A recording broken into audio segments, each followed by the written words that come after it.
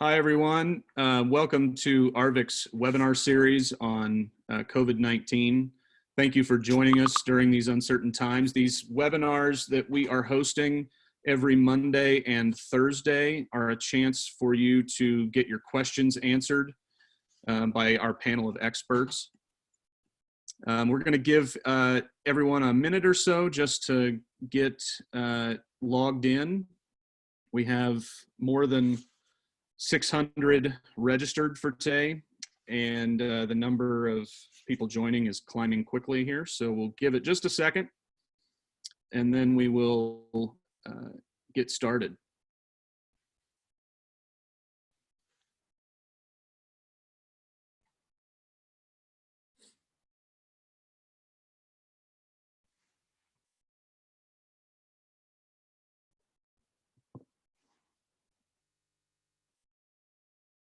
All right, we're gonna go ahead and start because we have some stuff to get out of the way at the beginning. So before I introduce our panel of experts for today, I want to remind everyone that we are updating our information hub at arvc.org/coronavirus multiple times each day with new resources and up-to-the-minute updates as soon as we have them. You can also download and listen to these webinars, the one from Thursday, this one, and all future webinars on that blog as well. And again, before we get into introductions, I'm going to kick it over to Jacqueline Gloria on the ARVC team for some quick instruction on how you will be submitting questions today for the panelists. Jacqueline?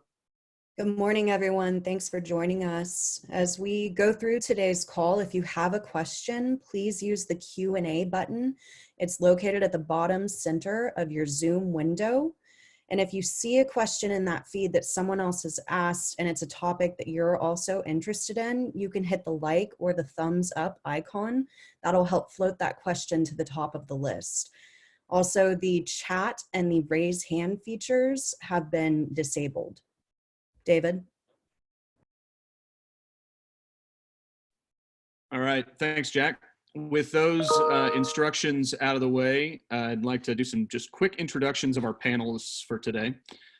Starting with Jeff Sims, who will be our expert answering questions on ARVC's advocacy efforts. Jeff is ARVC's Senior Director of State Relations and Program Advocacy and has been working with legislators and lobbyists in Washington and at the state level on the industry's behalf during this crisis and prior to that for more than a decade for ARVC. He's a former campground owner and chairman of ARVC.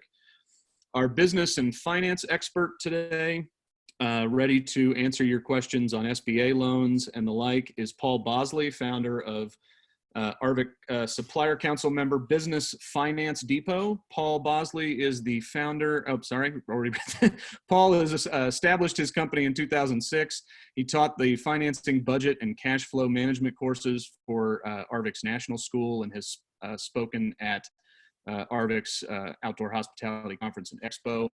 And he's also volunteered as a counselor for SCORE, a division of the Small Business Administration, for nearly a decade, helping entrepreneurs like yourselves with their financial needs.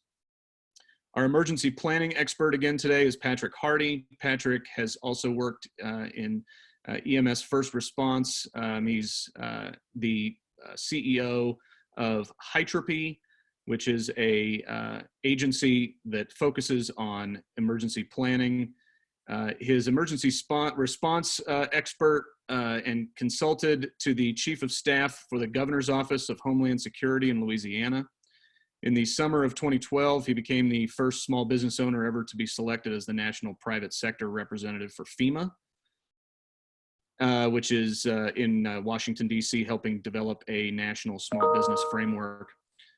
We have two insurance experts with us today, Chris Hipple with Leavitt Recreation and Hospitality Insurance, and Irene Jones with Marshall & Sterling, both ARVC Supplier Council members. Chris is a 25-year veteran of the commercial insurance industry at his agency Leavitt, which focuses on the needs of the RV park and campground industry nationwide. He holds a commercial insurance counselor degree and is a featured speaker and educator at multiple ARVC events. Irene is also a 25-year veteran of the insurance industry. She leads her brokerage's campground insurance program and previously has worked at a leading national carrier for camps and outdoor recreation. Known for her Marshall and Sterling Press Play video series, Irene speaks nationally on insurance and risk management for campgrounds. Covering marketing, we have Brian Searl and Mark Koep, who were also on our panel on Thursday. Brian is the CEO of Insider Perks, a full-service digital agency and ARVC Supplier Council member providing best-in-class marketing and advertising services for the industry. He's worked with more than 200 campgrounds and speaks frequently at industry events. Mark is the founder and CEO of Campground Views, an ARVC Supplier Council member focusing efforts on making camping trips amazing and working with campground owners with his virtual tool that helps in marketing and communicating for campgrounds. And finally, our legal expert today is Christine Taylor. Christine is an associate at Town Ryan and Partners in their Albany, New York office. And she focuses her practice in the areas of hospitality law, business law, labor and employment law, among other things. And she has a unique experience because as a child, she grew up in the camping industry. Her parents have now owned 3 campgrounds and have been part of both the Jellystone and KOA franchises. So she has a very unique experience and perspective, both from the legal and the camping perspective. So those are our introductions today. We have Christine and Paul on the call just for the first portion of our call. So I'm going to suggest to everyone participating that if you have questions regarding anything legal or business related, that you ask those first. And I'll remind you again, like Jack said, the Q&A button at the bottom center of your Zoom window is where you would type those in. If you see a similar question from what you want to ask, if you hit the like button or the thumbs up icon, that moves the question to the top of the list and will help us with getting questions answered quickly.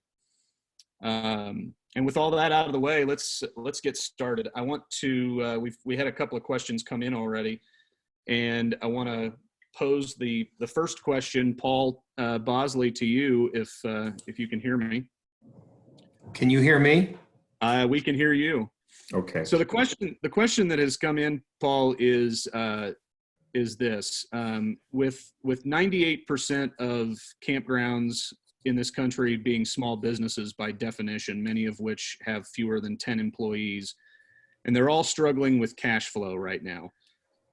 While we wait on stimulus, which is coming, are there current funding opportunities other than traditional banks for these parks that have small staffs to help them with cash flow? Yeah, the answer is yes. I guess I'd ask you a question first. Did you post that information on your website that I sent to you over the weekend?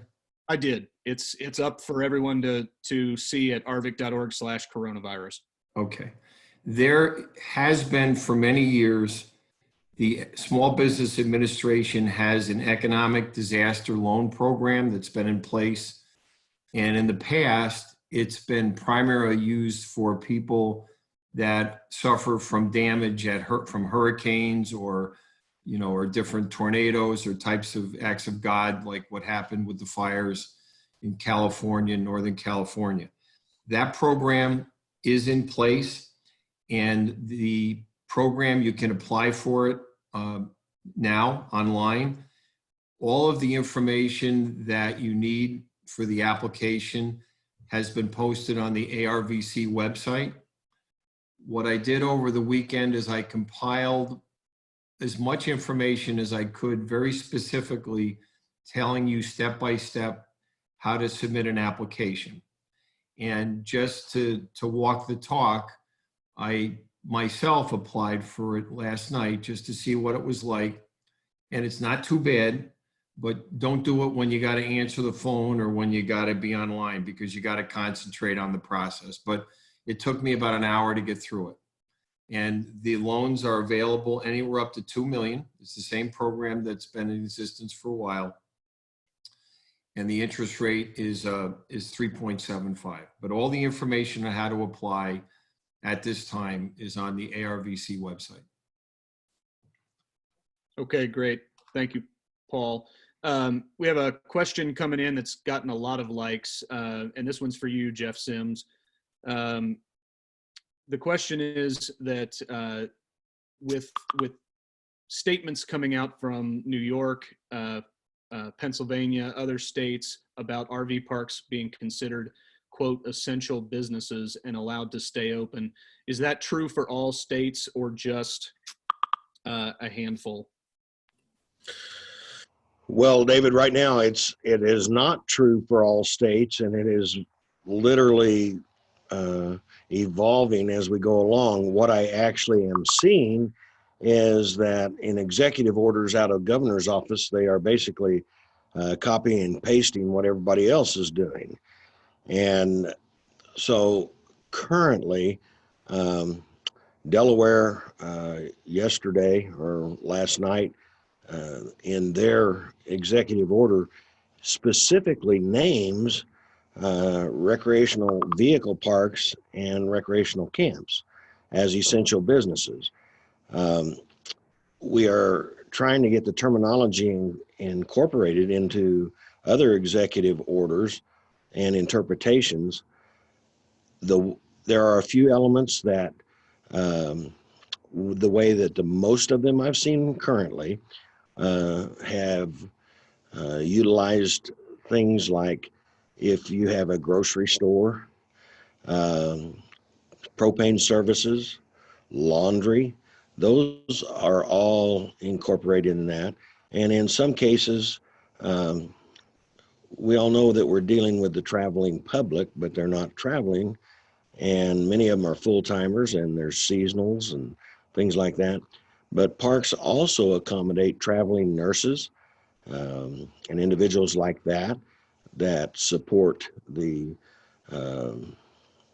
pandemic efforts right now. And so in many ways,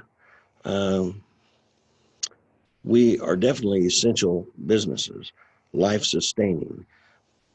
But you can't just carte blanche say that every state agrees with that. The bottom line is, even down when you go from federal, state, and down to the local level, I had a mayor that decided they wanted to shut that park down. And so pretty much right now, you've got to abide whatever mandate is coming your way. Most of these, they'll say on there, they're recommendations, but we are working hard at trying to get RV parks and campgrounds incorporated into essential businesses on all of these that we're facing right now. And I'll add to that as well, that these updates as they come in are being posted. State-specific updates are being posted on arvic.org/coronavirus as well, so you can check back there periodically for regular updates. Thanks, Jeff. Christine, we have a legal question for you. Can campgrounds offer places to stay for work campers if they will not be employed or working without having workers' comp and unemployment? So you can offer anybody a place to stay. So at that point, you're kind of taking them out of the labor and employment category. If they're not working for you, if they're not employed by you, then they're no longer an employee. So they wouldn't be under those things. But do keep in mind, if you do any kind of bartering for that site, they would become an employee again, and then they should be under workers' comp. But from a general perspective, you can offer free accommodations to anybody. Just if they do any work for you, they would be an employee who would be subject to all of those things.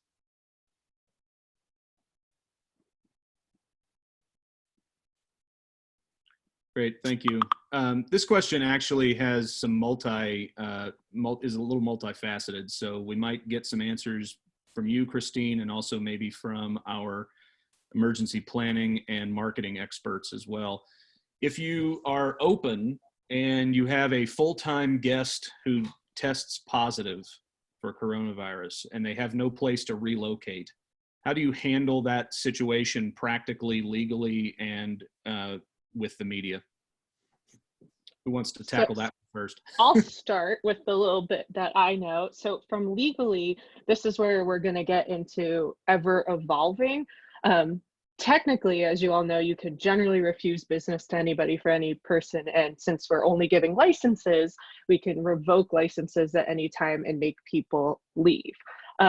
There's a couple considerations in this perspective. We don't know yet if they're going to consider COVID-19 as a disability, and removing people for a disability could end up being problematic. But generally, you can remove people forever for anything. But the problem is that if you left them from a goodwill perspective, if you knew they had that and you put your employees at risk and your other campers at risk, it could end up you having legal liability down the road because you subjected them to a dangerous condition by that person being there. So there's going to be a little finesse if you do choose to remove the person from the park or let them stay. You're going to want to have to do that with anybody who comes down with the virus. It's really going to be hard to do on a case-by-case basis because you might open yourself up to discrimination. If you sent, the older man home but let the lady stay, or however, you'd have to apply the same policy to every single one of your campers that might have come up with. So I don't know if that would affect the choice that you make, but that's basically the underlying thread through this, is that you have to treat every camper of every type the same.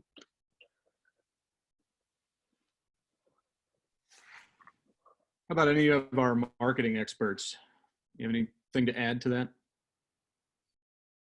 This is Mark. I agree with that. I mean, you're gonna face a marketing issue, and this goes across all of the decisions you're gonna make regarding dealing with customers and the public. Is that in some instances with where we're at right now, you're inevitably going to do something that's going to offend somebody at some point in time. Doesn't matter what your decision is going to be. So just making sure that you're uniform, that it's an understandable decision, you have an actual reasoning for making it, and then standing by your choice. That's all you really can do.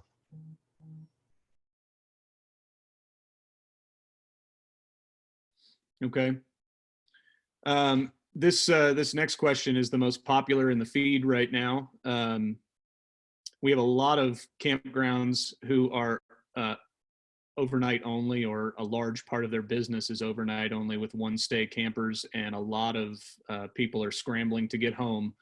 The question is, should they be closed to one night stay campers, or should they remain open to allow these people to get home to wherever they're going? Hey, Dave, this is Mark. If I can jump in on that one. So we've been following the full-time RVer forum and a lot of the community forums out there. And this is actually a gigantic issue right now for RVers who live in RVs and travel. They're calling parks because they're trying to get somewhere and they're not able to stay because parks are not allowing them in overnight. We can have a whole discussion about whether or not they should be traveling in the first place, but let's recognize that there's going to be people who need to travel for whatever the reasons are. Unless you've been shut down by a health department, you can't allow guests in. I would recommend allowing guests in so they can get to where they're going, but then taking appropriate precautions. You don't want you or your staff to get sick. You don't want to spread the virus if those folks have the virus. But we're kind of in uncharted waters, and I can tell you that over on the consumer side, they're greatly concerned and they're having really big issues with it. There's actually a lot of fear there. And long term, the damage of this will be significant to our industry. If these full-timers are unable in a time of crisis to find a place to stay, they're going to rethink their entire living lifestyle and whether or not they want to be full-time RVers or not going forward. That's a good point. Patrick, do you, from an emergency planning perspective, do you have anything to add to that? Not really, but I will say something that I wanted to mention also in response to the previous question, which is I think that it is really important, critical in fact, that your policy, whatever it is, it be written, that it needs to be written and needs to be clear for everybody.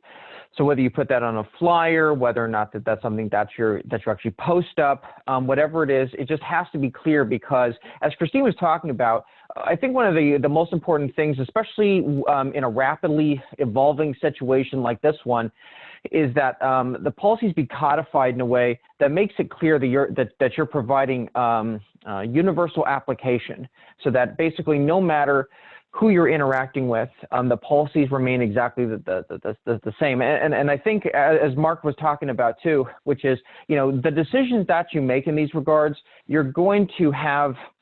there's going to be a negative effect one way or the other. I mean, whatever choice you end up making, we're working with parks right now who are making tough choices, and they say, well, I have a long-term person who's here who, they're angry that we're doing this, or we had to close this, or we're not able to offer these things. I think what you have to do is you have to start those conversations really early. And so from an emergency preparedness perspective, one of the things is that we think is really important is that you reach out and you start applying these policies as quickly as possible, so that you're not constantly changing things. Because then what happens is that people begin to say, well, you're applying a standard to one person, but then you're not applying it to somebody else, and that can create a lot of additional angst and problems.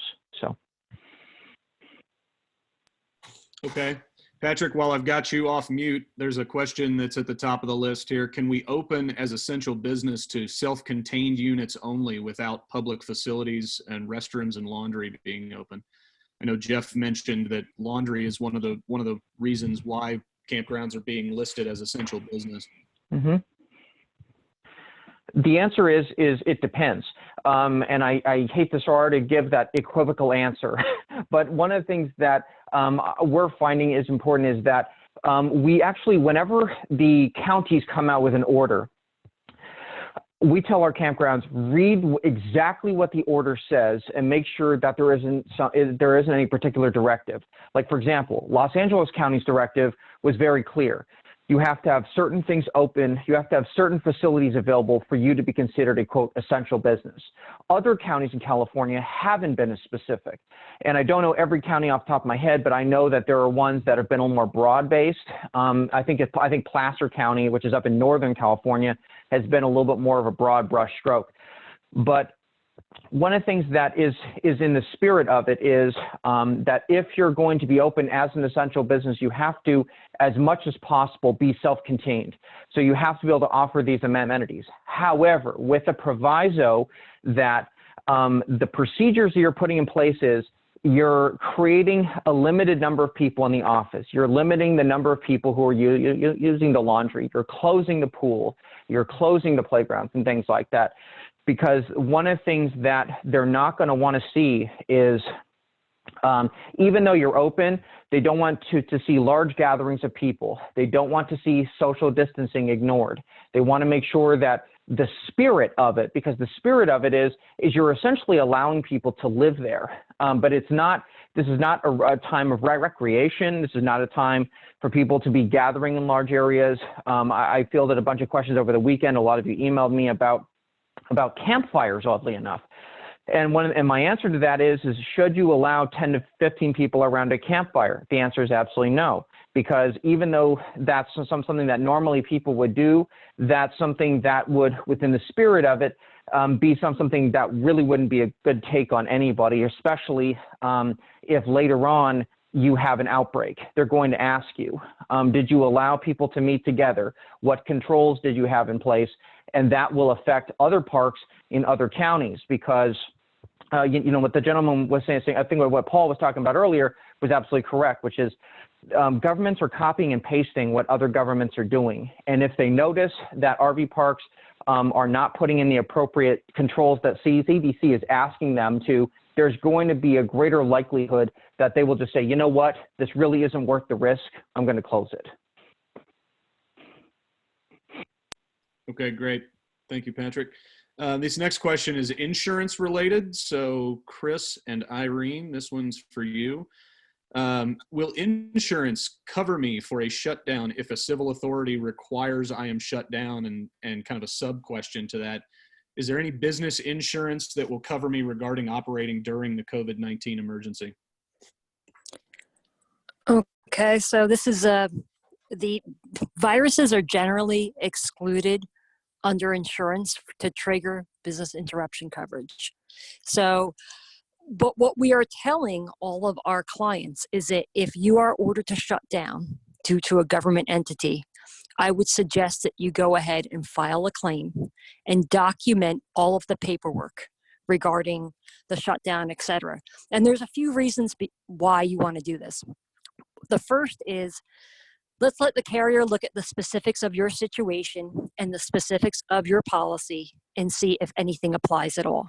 Because if there's any way for it to apply at all, the government is going to be pushing the carriers to have it apply.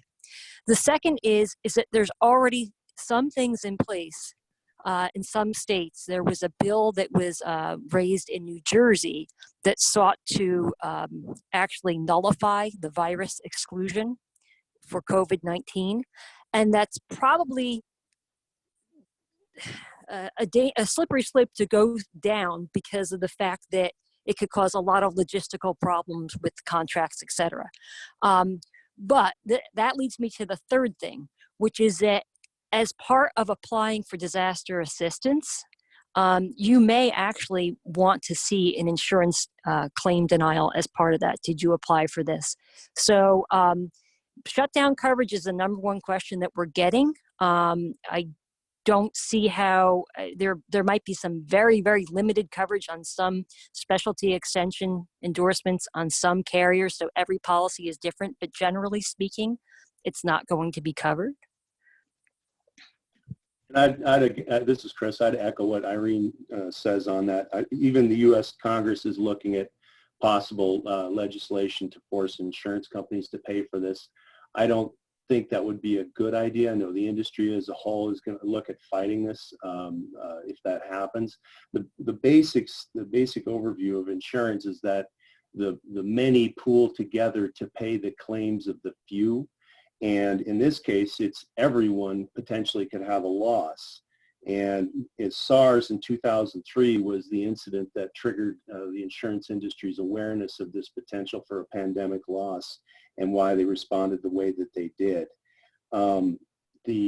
There may be some coverage, again, as Irene said, in cases where the health department says you're actually contaminated or something like this and need to do cleanup or whatever.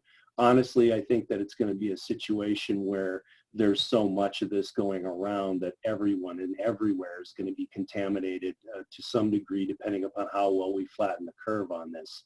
So it's not a good situation, but it's evolving daily. And I want to add to something that Chris just said, is that I think he makes an excellent point in saying that everywhere and everyone to a certain extent is going to be contaminated.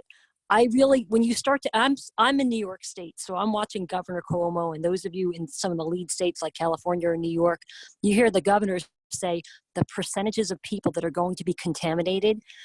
I would almost move forward under the assumption that it's going to hit your park and think about how you're going to manage it from that standpoint. Because Go ahead. I mean, and this ties into your intentional decisions to stay open, which you can be sued for that. And that would be directors and officers policies, your intentional decision to stay open. And a lot of parks, don't insure for that unless they're a larger corporation.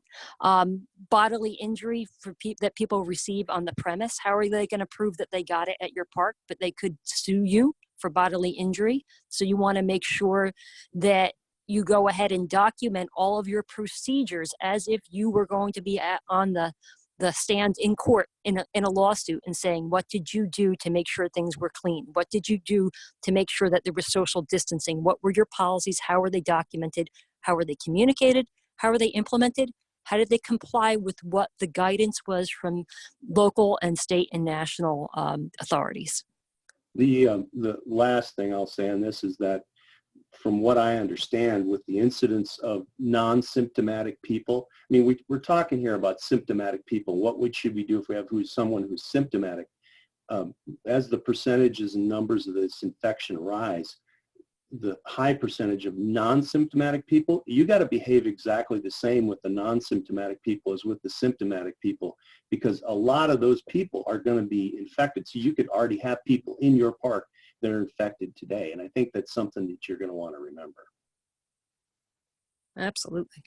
Christine, from a lawsuit perspective that came up just now, is there any recommendations that you have in terms of keeping track of documenting things that would help if something like that were to happen down the road? Absolutely. I mean, in the name of the game with attorneys is the more you document, the better. I'd almost treat this like how you should for like an injury policy, how you take notes, take pictures, keep track of all your plans and your policies. The more documentation you have, the better you can defend yourself in a lawsuit.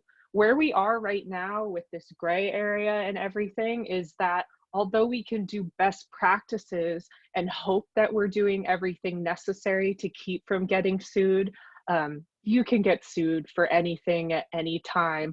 But the better defense you build in anticipation, like I hate to say anticipate getting sued, but if you do and think about what you would need to defend your practices and how everyone's been talking about having clear policies, if you have a cleaning schedule, you know, make photocopies of that and keep it, show that you properly trained your employees. So that way, you know, if somebody does get sick there, or if you treated somebody, you know, and treated them a certain way and made them leave your campground, you showed that that was your policy. So if you have all those documents and you can prove that you trained your staff to do those things consistently and you were consistent and you have documentation of that, that would be your best defense in the event that you did get sued.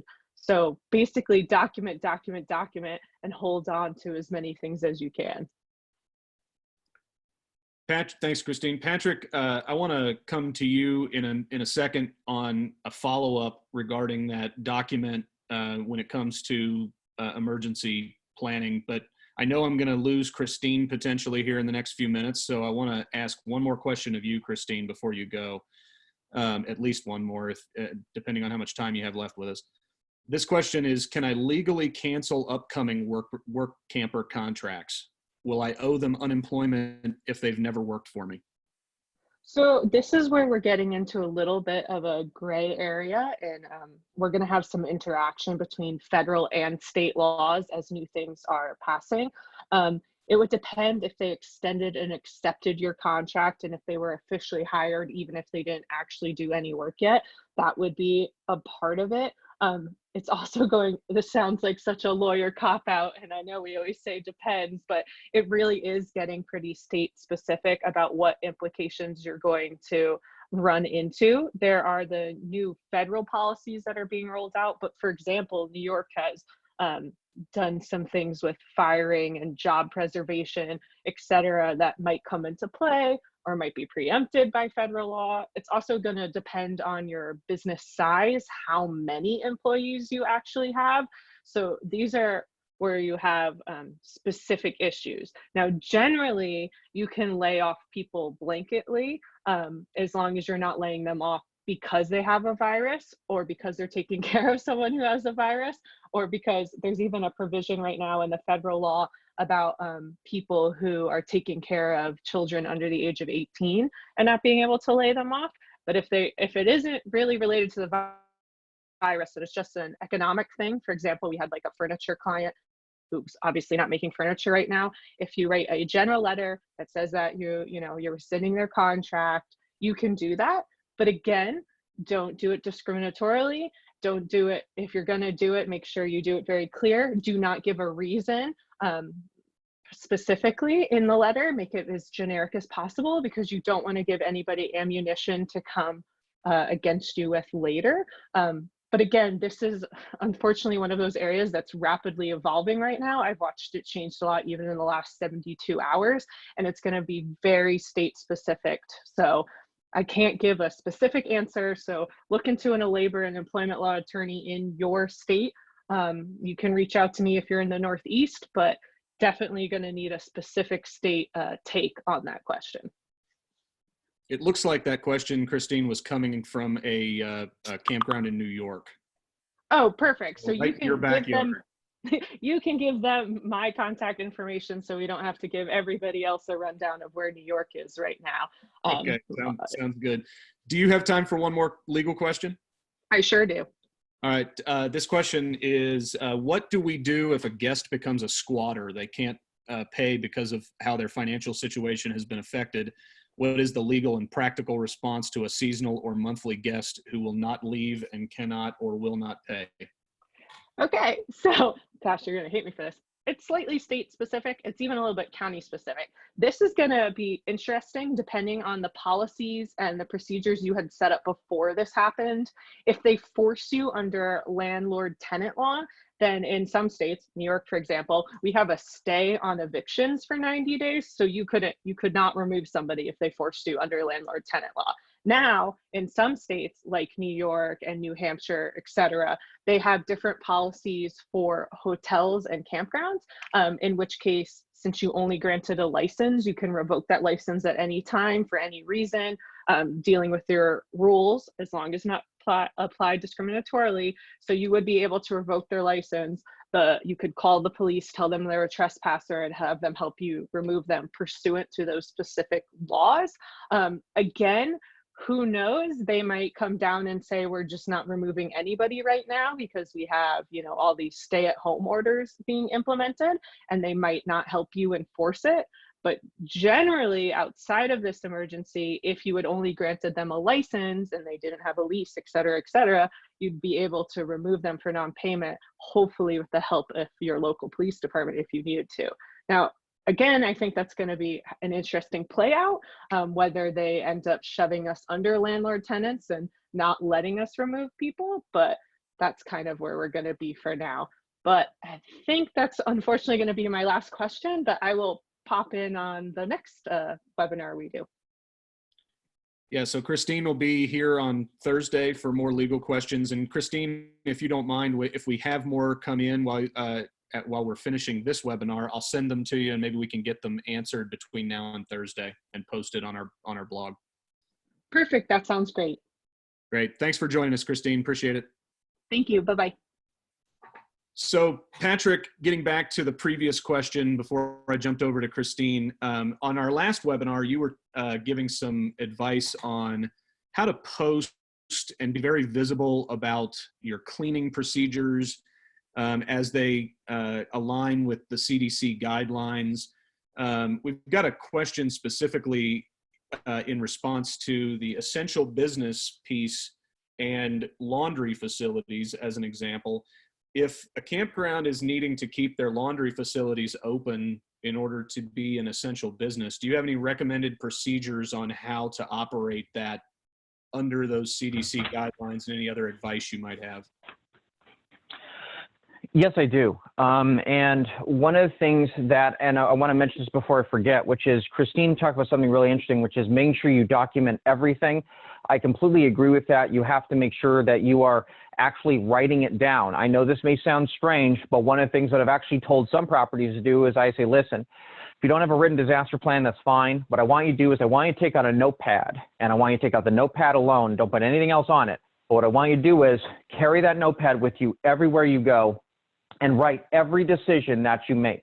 Write down the date you did it and the time, and go all the way from the top to the bottom. Because when I was an EMS professional, when I used to be a medic, the very first day when we used to train EMTs is we used to say, listen, if you don't write it down, it didn't happen. And there are times where things could come at you a year or even 2 years later. So and there's no way you're going to remember, well, here's what I did on Tuesday the 23rd or whatever. You're not going to have any of that in place. So it's really important to make sure that you're writing everything down. Now, as far as laundry room goes, there's two things that we tell people, two major policies that you need to implement. The first is you need to limit the number of people who are in the laundry room at any one time. So you need to have a natural limit to that. So we say, and it's hard to create it's hard to create a calculus, but one of the things that we do say is if people standing in the laundry room cannot maintain the 6-foot social distance, then you have to limit it to the number of people that can physically be in the room and maintain those distances. That's the first thing. The second policy you absolutely have to implement is you need to actually tell people this too. Once an hour, you're going to have somebody go in there and disinfect everything. So you're going to disinfect all the handles and everything else, because what's going to happen is that too many people are going to be getting into contact with machines. Too many people are going to be coming into contact with door handles, and that's going to become a serious issue. But if you want to keep it open, it can't just be uncontrolled. And the other element, which I think sometimes gets forgotten, is I know a lot in the industry, we try to go on the honor system for a lot of things. This can't go on the honor system. You need to have somebody who is literally walking into the laundry room and making sure that those policies are being enforced. Because if you don't, people are just going to naturally violate it, or they'll forget it, or they won't read the flyer. So you need to have somebody going in there, making sure that you are demonstrating a presence, that the policies are in place and you are enforcing them. And it really dovetails with a lot of things that Christine was saying, and even Irene and Chris too, which is one of the things that they're going to be looking for is, are you universally applying your policies throughout the entire park? Because if you're not, one of the things that we have said is you need to look at your workforce and you need to determine which of your policies you can implement with the workforce that you have. If you can't do it, if your park is, hundreds of acres wide and you don't have enough employees for it, then you need to say, maybe we only open one of the laundry rooms, or we only have one area open for this or that, or for campfires or whatever, because you can't enforce the rules. Because if you don't, it's going to cause a lot of issues later, because people are going to say, well, you knew very well that there was no way that you could enforce the CDC rules in this area or that area. So our attitude is yes, you can keep it open, but make sure that you actually implement the policies, you make sure they're written and clear, and lastly, enforceable as well.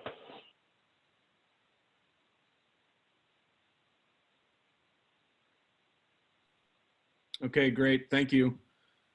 We have a question here for our marketing experts. The question is, should we be posting new policies on our website as we move forward to set expectations prior to arrival? Things like restrooms and public buildings being closed, activities, whatnot. How would you recommend communicating that type of information? Yes, absolutely.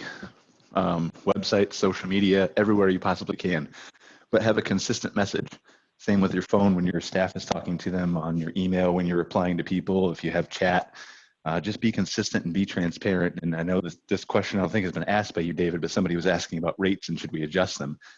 And I think part of that is, as long as you're being transparent with guests and they know what they're expecting when they arrive, that you shouldn't have to adjust rates in most cases. So, but yes, just transparent, consistent, put it out there as much as you can. Yeah, I agree. Nothing's going to fault you for communicating more. And actually, it's a really good point, Brian, about the rates. Some parks have dynamic pricing structures. Make sure you turn that off right now. You don't want the rates going up if all of a sudden you're full. You want to be really careful there. So really good point, and communicate. So that question that you guys are referencing as we are closing activities, amenities, bathhouses, et cetera, how do we handle guests who feel that there should be a reduced rate or discount applied to their stay? You feel like we've answered that one, or do you want to tackle that one with a little more detail? Anything to add? No, I just make sure you're really clear. I mean, the biggest thing you want to avoid is overcharging somebody or basically being viewed as profiteering off of a disaster. So that's really what you want to avoid. One of my encouragements right now is, obviously we're a week into this thing, and it doesn't, I mean, let's be honest, is this going to be over in a week? I don't think so. So you're going to have to start considering your mix of consumers that you have in your park. Also recognize that you're probably not going to have a lot of vacationers over the next 2 weeks. So utilizing your pricing to help folks that are on the road and need a place to stay is important. So if you don't normally have a monthly rate, can you create a monthly rate? If you have a weekly rate and you've got somebody who's local who has an issue and they need to hunker down, can you discount? Just be really, really compassionate at this point in time. And we're all in it together. And so I don't think anybody's looking to make any money off of it. So just use caution.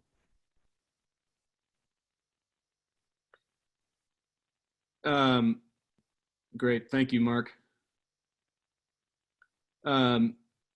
Jeff, this one might be best for you. For states that don't have a state association, what should a campground do if their state issues a stay-in-place order to check and see if they are included as essential? And if they are not considered essential, who should they contact for help? Well, first of all, the first place you start is with the governor's office and see what executive orders have been issued. And then download that and review it and see what the criteria is for an essential business. If you don't have a state association that you can rely on, then probably contact me and we can see if we can work together with other direct members in your state to bring you together in a unified voice. Okay. And I think another place again to visit regularly is the arvc.org/coronavirus, because as these state updates come in, we will be posting updates there. And one other thing, I know in California, the governor issued a executive order, but as part of that allowed local municipalities to make the call. So there's also, I think, depending on your state, there's a need to look at the local Department of Health options as well. Yeah, and David, I recognize that everybody wants that one size fits all answer. And I think that probably everyone on this call recognizes it's a very fluid situation. And just in the time that we've been on this webinar, I'm sure if I check my inbox, there's been some things that have changed. So it is your responsibility to check those updates. ARVC blog is a great place for that. But if at any time, I work for you, so feel free to contact me. And Jeff, as a follow-up question, there's a campground in Wisconsin here asking if the effects of COVID-19 is covered at all in the inherent risk law that passed up in Wisconsin. Do you know if that's the case? Boy, I wish we had someone legal on the call, but the reality is, no, I highly doubt that would fall under an inherent risk. Maybe we can ask either Mark Hazelbaker or Christine on that one. Okay. Well, I'll just give Mark a call. I'll mute myself and I'll give him a call and find out. But I rather suspect that in the current situation we're in, no. But I'll find out and I'll be back to you just as quick as I can here. Okay, thank you. We have a couple of questions coming in for the insurance experts in terms of types of new claims that could result from this COVID-19 emergency. Do you guys have some insight on that? Well, the first thing that you're probably going to see is you're probably going to see some lawsuits arise out of this for infections or injuries or things like that incurred. The difficulty for those suits is going to be proving that it actually occurred in this spot, because especially with all the asymptomatic people, it's going to be a very big challenge for them to hit that. Another area where you might see potential claims is employee making a workers' comp claim saying that they're getting sick on site due to their specific job duties.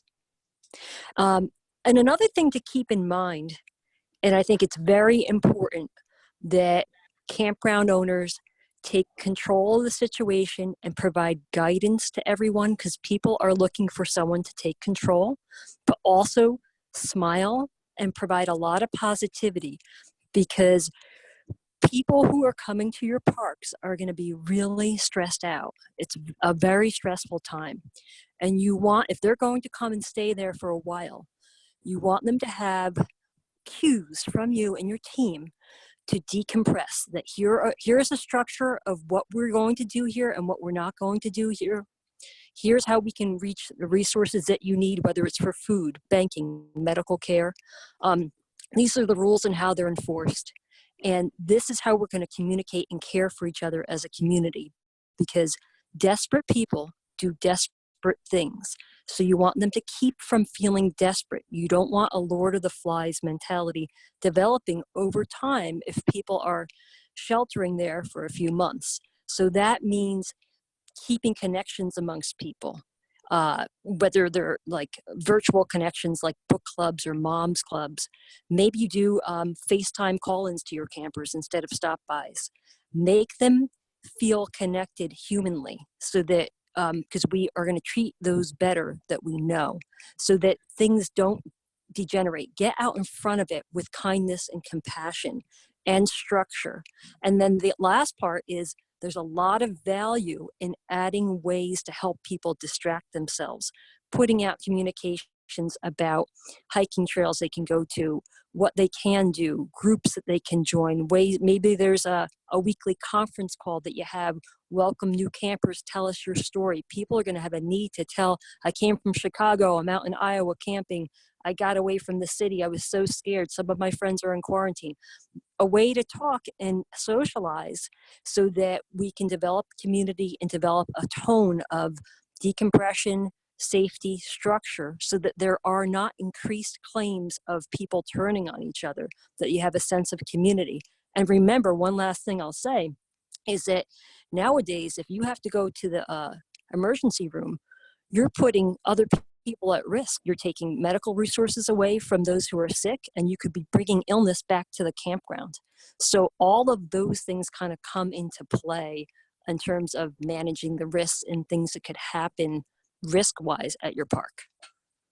A final area that I'll touch on this is going to be the issue of discrimination. I know we talked about it earlier, but that's a claim source that, as we discussed earlier, is not going to be covered under standard general liability policy, and is a very high potentiality if you've got somebody who wants to come in and they're displaying symptoms. You know, you want to just be really careful and apply your policies across the board to everyone.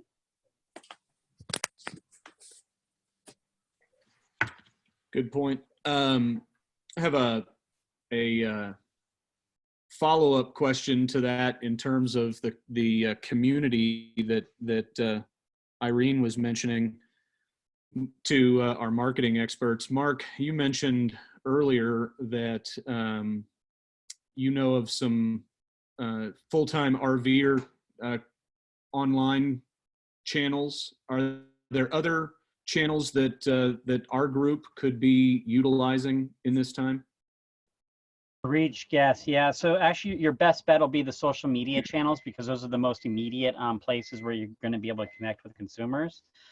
There's been a few linked up within the Facebook group. I can look those up. And David, I think you have access to those. You can post those up too. You just have to be conscientious of the group. What we found within the full-timers group is it varies. Some folks are really nice. Others are actually really mean and hostile right now. And it kind of goes to what Irene was saying about people being really stressed out.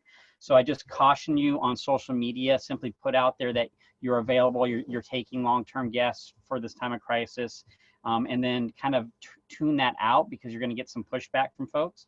But there's a number of Facebook groups out there. Simply search full-timers. Usually they'll have a login wall or a subscription wall, where they basically ask, who you are and why you're joining this. In those boxes they give you, describe who you are. Hey, this is Mark at Mark's RV Park. Wanted to reach out to your group and let them know that we are open for full-timers looking for a place to hunker down. Wanted to put that information out there. If you can, go ahead and post this on our behalf. If you want to reach out to me, my number is blah, blah, blah, you know. So just be very honest and open with what you're doing. Don't try to sneak in anywhere. I mean, I can tell you that they are actively looking for places to hunker down. And if you have those spots available, reach out to them.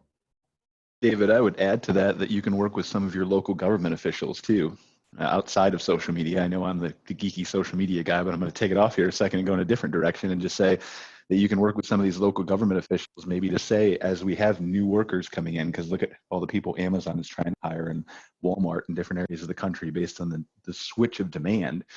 Maybe there's a way that you can say city workers who are essential, new businesses coming in, that we have a place for them to stay if they have RVs and park, and then that does a double benefit thing of getting you in good with the government to maybe where then they don't quite consider you as non-essential as fast as they otherwise would. Well, and thanks to you both. One of the things I will add to that too, in terms of the public park system across the country, especially Forest Service and Park Service, ARVC is working with those entities as they either close or in some cases, believe it or not, become, have overflow. We're working with them to send that overflow to private parks in their area that is, you know, where they're open and available. We've provided them with the gocampingamerica.com database, and they're using that as a tool at the local level when needed. So important to get on to Go Camping America and update your profile if you haven't done that in a while. Make sure it's accurate. Paul Bosley, are you still on the line with us? I have a SBA question here. I am. All right. So the question is that some news stories over the weekend have said that the SBA may eventually zero out the interest on the emergency loans or even forgive portions of the principal. Do you have any insight on that? What that question's regarding is directed to is what's currently being discussed in the Congress and Senate right now. There is definitely going to be a new program that is announced, and will probably be announced sometime this week. And some of the information that's being battered around as they're negotiating the final terms of it include the SBA waiving any fees associated with closing the loans. It's one thing they've talked about. The interest rate that they're knocking around is still in discussions. Right now, the disaster loan interest rate is 3.75. Sorry, my attorney's calling me. Sorry. And some of the other information that they're talking about is raising the different levels. Like for the SBA 7A loan, currently they have a cap at 5 million, and they're talking about going to 10 million. They're talking about no interest or interest-free for a period of time. All that's in discussion right now.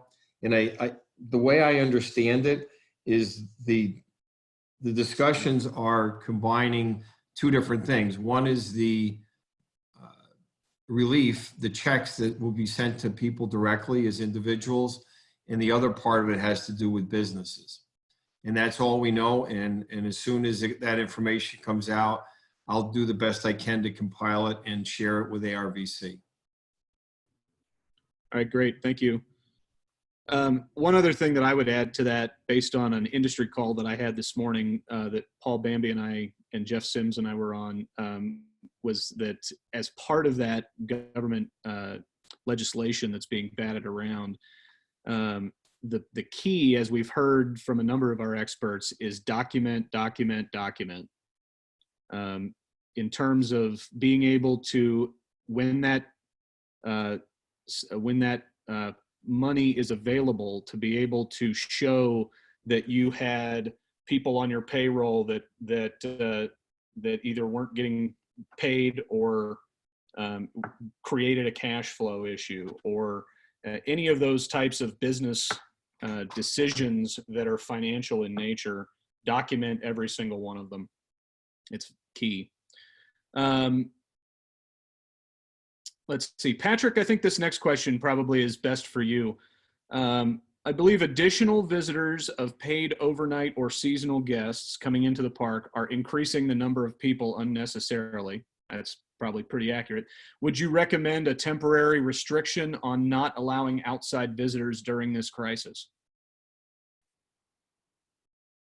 With the legal parts aside, so I'm not going to address the legal elements of that, but what I will say is from a practical perspective, the answer is an unequivocal yes. In fact, this is something that we're also telling hotels, it's things that we're telling resorts, because it is very tempting for people to say yes, because of the goodwill elements of it, because they want to be shown as somebody who is like, you know, we'll take anybody, we're happy to have people come in. But the problem is that you begin to get a situation where the park gets saturated with people, and then social distancing becomes next to impossible. And I know I sound like a broken record about that, but right now, regardless of what you hear on the news, regardless of what you're hearing on the radio, I go on the Homeland Security call every day, and the same thing is the same refrain we're hearing is coming nationally, which is the way to slow this down is to keep people apart. In fact, what the other element, the flip side of that coin actually is not only do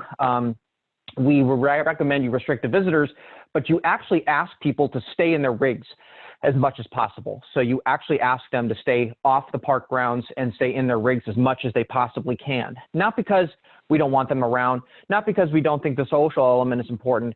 It's simply because it will help prevent the spread of this. And one of the things that the way that they controlled the spread in China, and I actually lived in China for many years, is that's a very communal society. And so, when the government turned to everybody and said, hey, you got to stay home, you can't go to the communal markets, you can't hang out with family, you can't do all that, that was very foreign to everybody.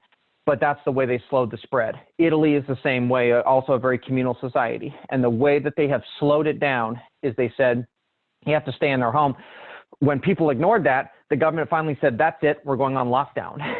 So the way to prevent the spread in the park is to put in some very basic procedures, and one of them is on visitors, because the other issue regarding visitors is you have no way of knowing if they may be carrying this, if they may be ill already, you can't screen them. And so it helps to put in just some basic controls and say, you know what, we would love to have them, but for right now, we're going to restrict those who are coming into the park for your safety, for your health, and for those who are vulnerable, as well as staff members you may have who would be considered within the bandwidth of vulnerable people. So that's something that we're telling parks right now to do. Okay, great.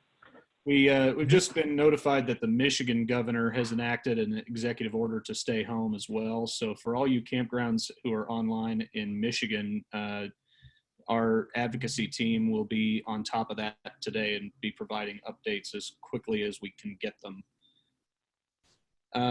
This next question is for our insurance experts. If a guest continues to disregard our communicated temporary changes and guidelines and puts other guests and staff at risk, what should our response be? If you have these, oh, go ahead. The immediate response should be the same as if the guest violates any of your other rules. So if your guest if you have a posted speed limit sign and they're exceeding that, and you don't take response, you now take responsibility. So I would say this is exactly the same as any other potential liability situation where if you have a rule and there's a violation, you're now the person that's going to be responsible for that. Irene? Well said. And just to add to that and to jump on what Christine and Chris and Patrick and I have been saying, I would make sure that you really document when they're breaking these rules, because if it comes back that there's a lawsuit and you can say, I warned camper X that they were doing this before I threw them out with the next warning, which you put in your new rules, by the way, that you're creating that say specifically, these are the rules, you can be kicked out of the campground if you don't follow them. Have it documented that you warned him second time that you're having them leave, so that then the liability can go back on him, hopefully.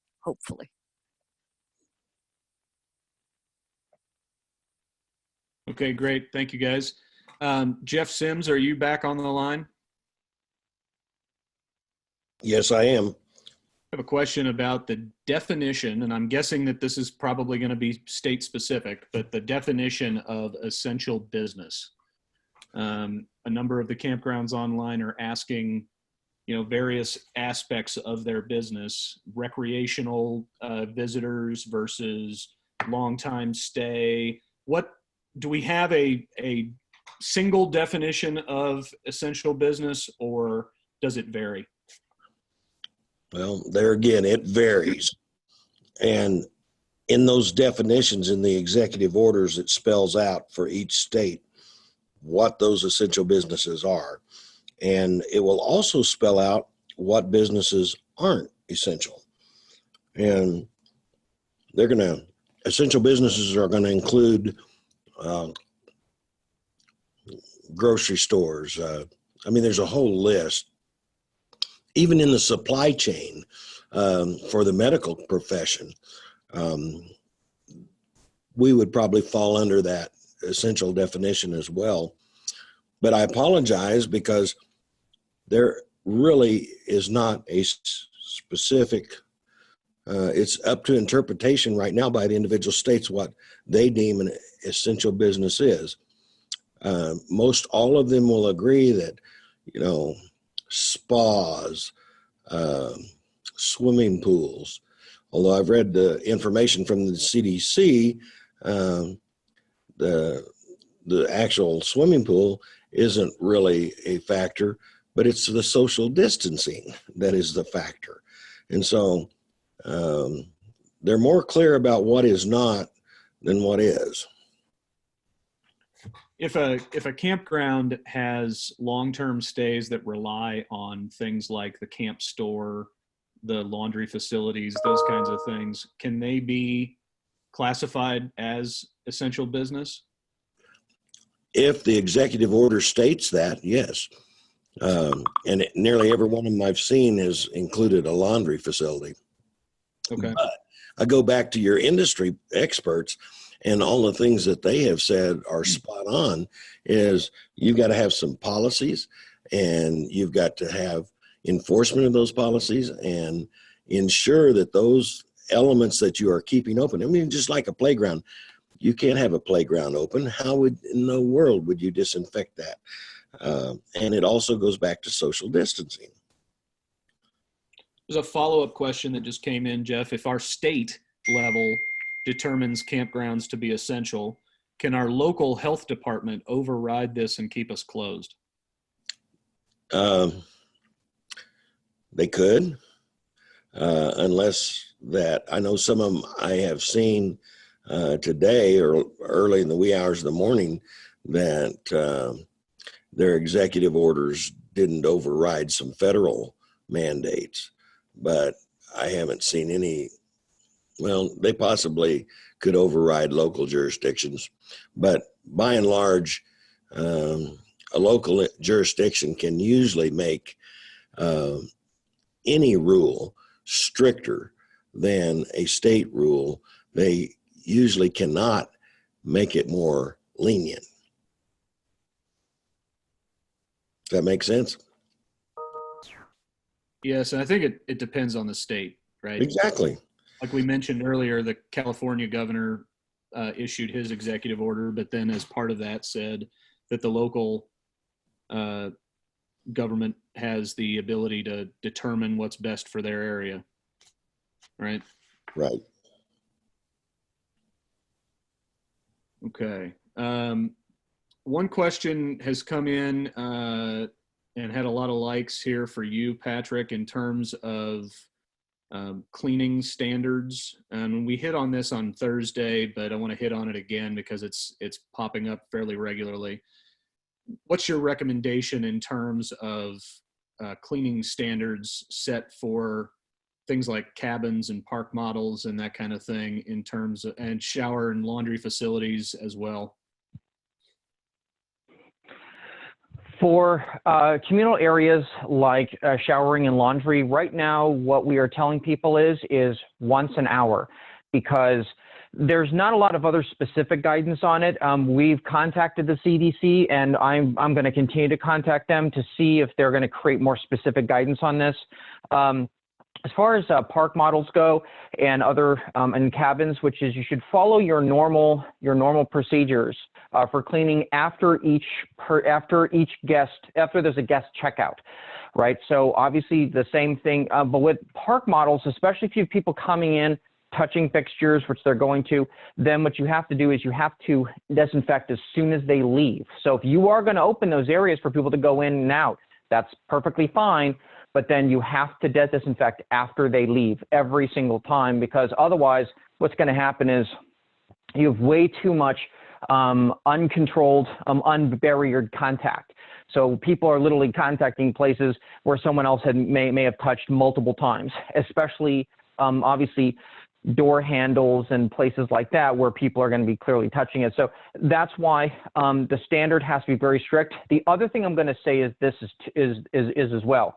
Is if you're going to say to people, well, we're going to clean this and that, you have to be really specific with your employees. You have to say, listen, this is a checklist of what I want you to clean after each use, and lay it out so that people don't forget, because it's very easy to forget certain elements of what a cleaning regime should really look like. So if you say to people, make sure after each use, someone is scrubbing down the door handle, someone is doing this, someone's doing that, so that every single time you have universal application, because the problem becomes, well, we forgot to wipe down the handles, or we forgot to wipe down in the offices. I got a couple of emails over the weekend from a couple of you asking me, well, what should we wipe down in the office?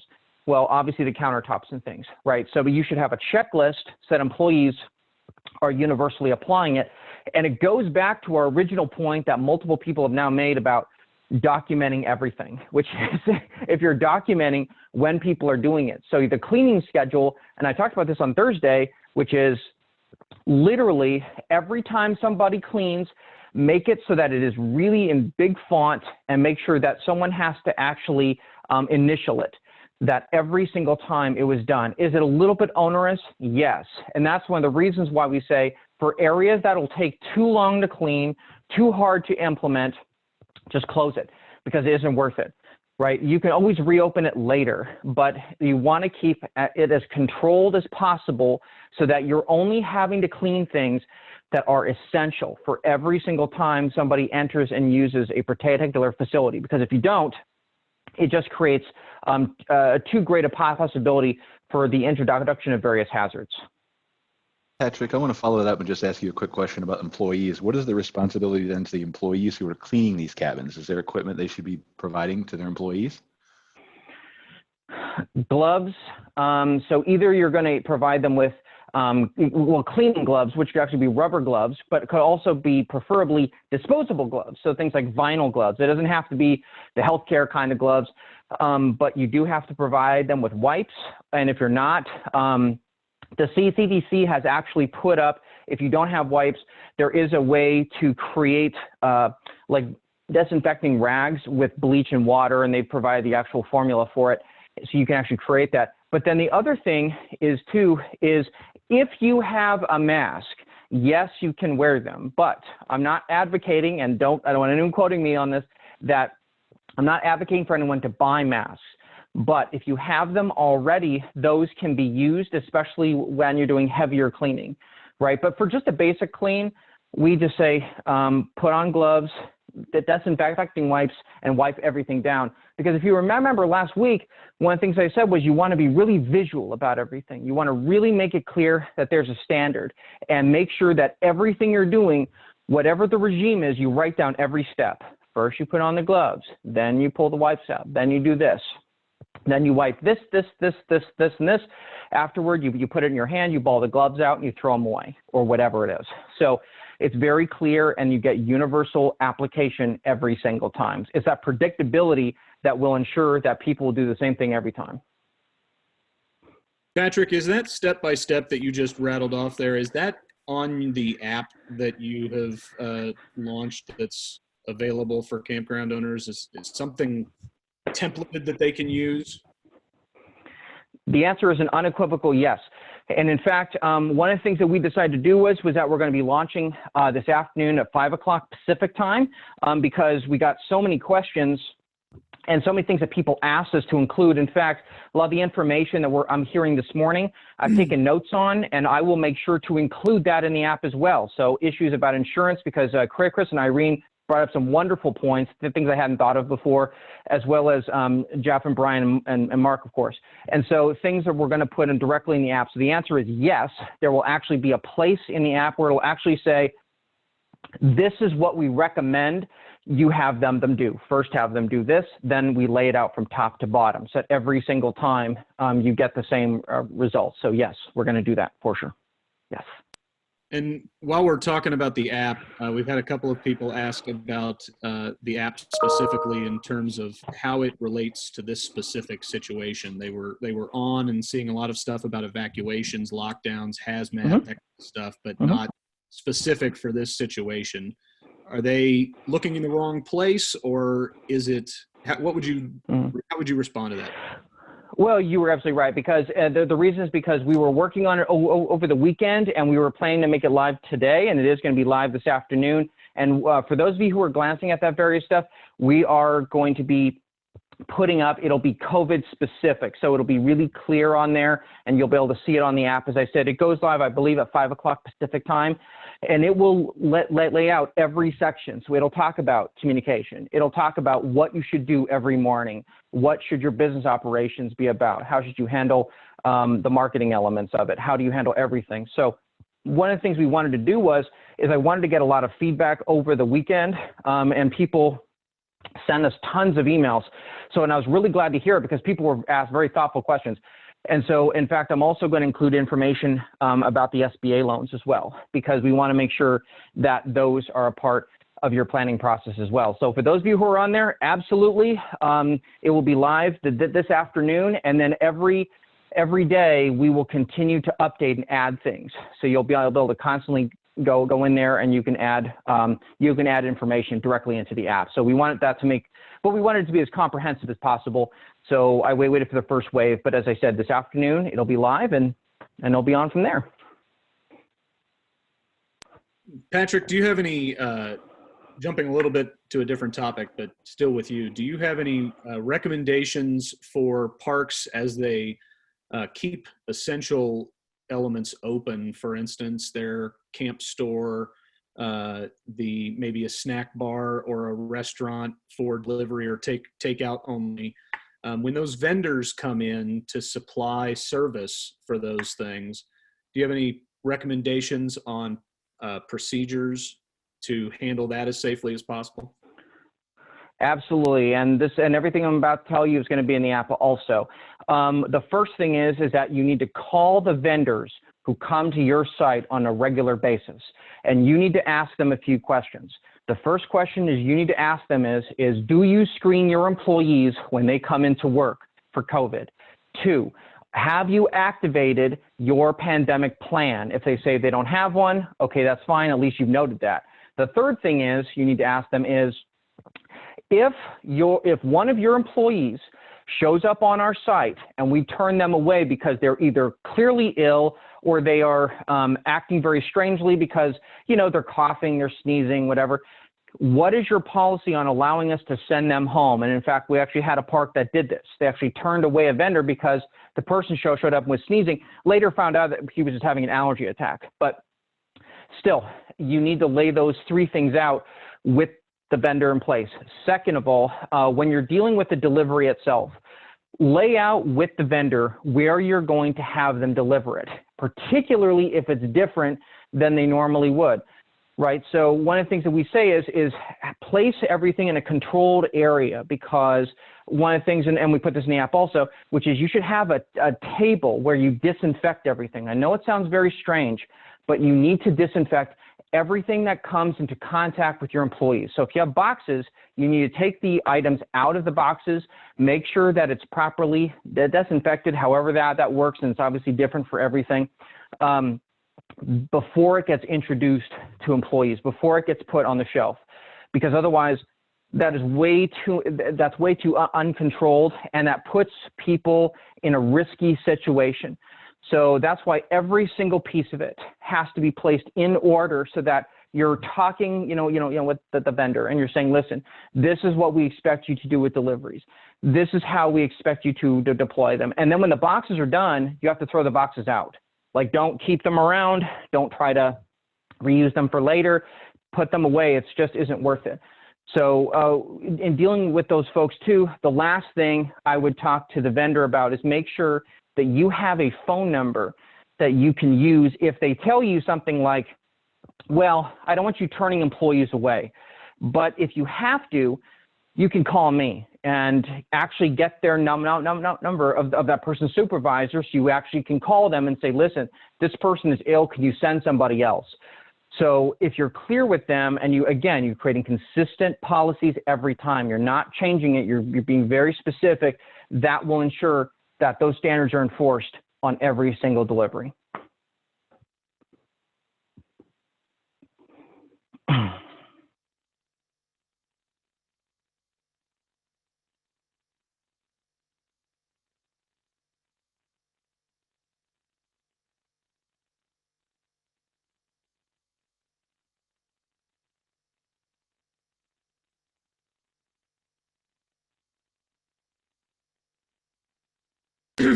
Sorry, my microphone was on mute.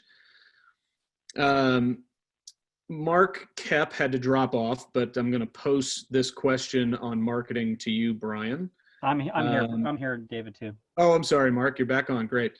So pose this to both of you then. If we do not open until May 1st, should we do specific policy communications now or wait until 1 to 2 weeks out since things are changing so rapidly? I think you continue to be, just like Mark and I both said, as proactive as possible as far as what you're doing and what you're preparing, and being as transparent as you can. And then just, I think we've talked about this before, and I answered some of the questions in the doc that were related to this too, that I don't open until May 15th. Just have a plan in place for what if. So one of the things that we helped to park with over this weekend was, and it's not really our area of expertise, but is cancellation policies. And so just writing it from a way that helps empathize with the guests and communicate that this is what we're doing, this is the procedure that's going to happen if this happens. And so just having all those things, not necessarily that you have to post your cancellation policy online, but the more you talk about it, the more comfortable people are going to get with continuing to come camp there if this situation is still here when you open. Yeah, I agree with that. And if you're make sure your communication is that you're clear that this could change, make that very obvious. And if there's any good that comes out of this, is that I would encourage all park owners to readdress their communication strategies that they have in place. Are you relying upon phone calls? And if you are, I bet your phones are going nuts right now and you're kind of experiencing the result of that. Can you go to more email based? Can you utilize social media better? Can you use chat apps and different communication apps that are out there that focus on our industry that'll help you better communicate with your guests and potential guests? So utilizing those tools that are available, MailChimp, Constant Contact, Campers app, these different texting tools that are out there. Can you utilize those apps to better communicate with your guests? The only thing you can do at this point, again, is communicate, and then communicate some more.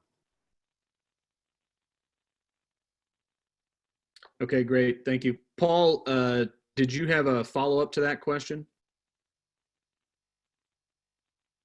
No, I just wanted to let you know that I had to leave the meeting. So if there's any other finance questions, I'd be happy to answer. If not, I have to help somebody close a loan. Oh, okay. Well, we don't want to keep you from business. I don't see any other finance questions as of right now, but I may be missing one. If we do, though, just like we did with the legal questions, we'll get them over to you to answer. Hey, David, can I actually ask Paul a question that people might be interested in? Hey, Paul, sure, for park owners, what should they be watching for in all these finance things coming through the government? What websites, what information sources should they be going to for quality information on this stuff? SBA.gov. Yeah, everything that's done will be administered by the SBA. The program that's available right now that's listed on the ARVC website, the disaster program, is totally administered between the park owner and the SBA for the disaster loan.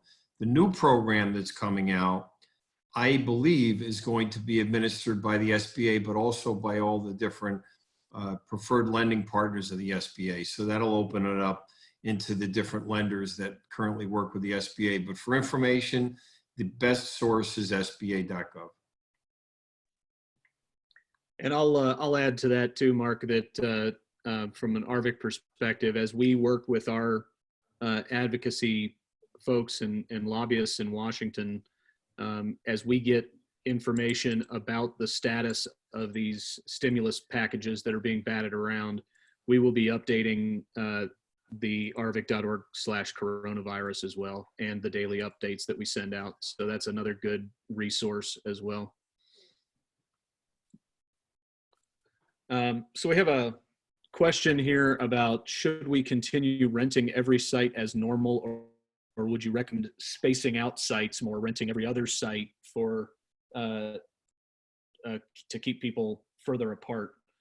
Patrick, do you want to tackle that one? The answer is yes.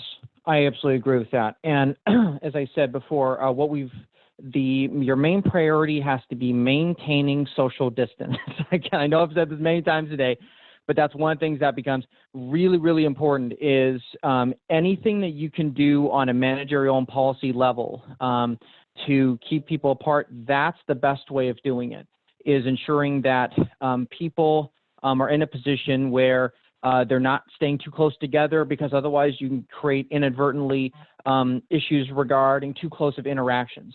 So those kinds of controls are really important. Look at your parks too. See how many people are staying there. If you see large congregations of people who are close together, you may want to think about spacing them apart. You may want to ask to actually move people from one site to another, because you just want to maintain the social isolation. I hate to put it like that because I don't want it to seem pejorative, is you want to try to isolate people as much as you possibly can in a way that makes sense for the park as well as for the health and safety of the people involved. Okay, thanks, Patrick. And this is kind of a follow-up question to that. And we covered this in Thursday's webinar, but I want to hit it again. Things like large-scale activities like a lake or a beach area or a large swimming pool, water park, that kind of stuff, where social distancing is really an issue. This question is basically asking, can we keep those open if we require social distancing per the CDC and state public health guidelines? And they mention having a sign-up sheet or limiting a schedule of some sort. Do you think that's even possible, though, in terms of, we've seen on the news these beaches that just have, hundreds of people going everywhere ignoring social distancing? Is that something that a campground would even want to touch? Well, one of the things that we have recommended is that right now those areas should be closed. And and I know on Thursday we were kind of talking about it a little bit, but based upon things that we're hearing, which is exactly that, which is, for those of you who don't know, in Florida, a lot of people who are on spring break and things, they were ignoring the social distancing. And the issue here is, the bottom line is something I talked about before, which is enforcement, right? Which is, you can say all you want, hey, listen, this is going to be a write-up, this is going to be this or that. You have to actually have people standing there saying, if you're not meant to be here, you can't be here. And so for most parks, I would say really it's just not possible. And so you have to look at your own workforce. Can you effectively enforce it? You also need to look at the culture of your park. Is it something where everybody? Is it a situation where you have a lot of people who you're seeing for the very first time? Those are all going to go into your calculus of, can these policies that I'm implementing, can they be enforced? Can they be implemented the way I want them to? So one of the things that we recommend temporarily speaking, and somebody was asking me over the weekend about kayaking, same thing. Somebody also asked about horse riding, and the last thing I was going to say about that too is these are all going under the same heading of, can you control the number of people who are there? Do you really want to become that traffic policeman? And it becomes really hard. So one of the things that for right now, until we have better information, again, this could change week in and week out, is that you have to really prioritize the safety of your employees. How many people are they going to be coming into interaction with as well? Because they're the ones who are literally going to be standing there. So is it worth it for you to implement all those things? So each one of those elements becomes important in that choice of should we keep this open or that open. So actually, I have to take off now. I have an interview I have to do online, but I'm happy to answer additional questions, David, for Thursday. But as I said, I hope that was helpful to you. So. That's okay, Patrick. Thank you. And that actually is going to be our last question of the day anyway, because we've reached 10:30. There are some questions still on in the queue, though, and we will, as Patrick mentioned, make sure that we get those answered and updated on the arvic.org/coronavirus blog. So, say again?